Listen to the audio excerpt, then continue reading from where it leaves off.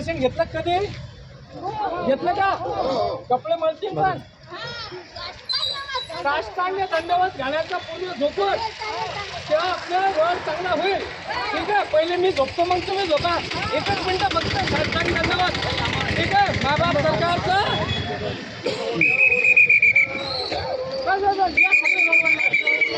बस एक मिनिट आभार फक्त.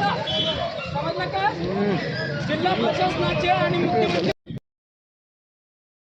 चमचे कुठेतरी कोणाला काही सांगतात आणि त्या सगळ्या शेतकऱ्यांचं नुकसान त्या ठिकाणी होत आहे. आज जर ती शेती पेरणीने आज जवळपास शेती पेरणीवर 1 महिना होऊन गेला, परंतु यांची सर्व शेती पडीत पडण्याची वेळ आलेली आहे. या ठिकाणी शासन प्रशासन गाढ झोपलेले, यांचे जाग या ठिकाणी आले पाहिजेत, हीच विनंती या ठिकाणी करतो. धोत्रा बनगोजी तालुका चिखली जिल्हा बुलढाणा येथील 14 शेतकऱ्यांचा विषय अतिशय गंभीर झालेला आहे. गेली 6 दिवसापासून त्यांचं अमरण उपोषण आहे. ते पाणी सुद्धा पित नाही. काही महिलांची तब्येत खालावलेली आहे. प्रशासन त्या ठिकाणी इथं कुठं तरी काहीतरी फोन वगैरे येतात आणि प्रशासन वापस जातं, परंतु ही परिस्थिती अतिशय गंभीर झालेली आहे. आज गावकरी धोत्रा बनगोजीच्या वतीनं आज जवळजवळ 250 लोक या ठिकाणी या उपोषणाला समर्थन देण्यासाठी या ठिकाणी आलेले आहेत. परंतु काल तहसीलदार साहेब त्या ठिकाणी आले, त्यांनी अडवलं, समोरच्या व्यक्तीने अडवल्यानंतर त्यांनी कारवाई करण्याच्या ऐवजी पुन्हा तसेच वापस गेले. त्यामुळे शेतकरी आणि इकडे महिलांना मरण्याची वेळ आलेली आहे. 14 शेतकऱ्यांनी 70 एकर शेती आज पडीत पडलेली आहे. मागच्या वर्षी व्यवस्थित ठिकाण होते, त्यांनी कुठल्या तरी शेतकऱ्याला विनंती केली आणि पेरण्या करून घेतल्या होत्या. ही परिस्थिती अतिशय गंभीर झालेली आहे. एकीकडे शासन सांगतं की बुवा सर आम्ही शेतीसाठी लय प्रॉब्लेम मध्ये येले, कारण आमचे लोक उपासमारी आहे. सर्व आमचे लेकरं सर्व त्या शेतीच्या माथाशी, म्हणजे आम्हाला उपासमारी आल्यासारखे. एक बिमार पडलं कधी तर आमच्याजवळ 5 पैसेही नाही. आमची शेती पूर्ण कोरी, इथून तिथून सगळ्या लोकांची पडीत पडली. आमचं मागणं आहे फक्त आमच्या शेतीला रस्ता पाहिजे, जेणेकरून आज आमची शेती पडीत आहे. शेती हा व्यवसाय आमचा पूर्वीचा व्यवसाय आहे, पण पूर्वीपासूनचा व्यवसाय आम्हाला बंद पडल्यामुळं आमच्यावर उपासमारीची वेळ आहे. हा रस्ता अर्धा निम्मे रस्ता तुमच्या आंदोलनाची झाल्याची माहिती आहे.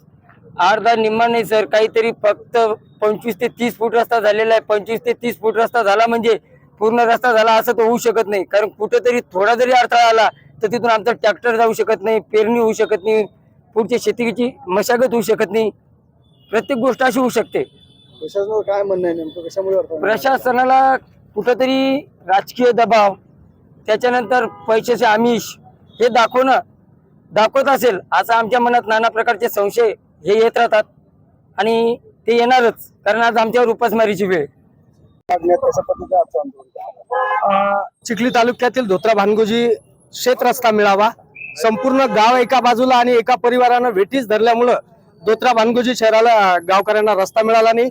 2024 मध्ये आदेश पारित झालेले आहे. आदेश पारित झालेले असताना संबंधित तहसील प्रशासनाने कारवाईचा फक्त फार्स केला.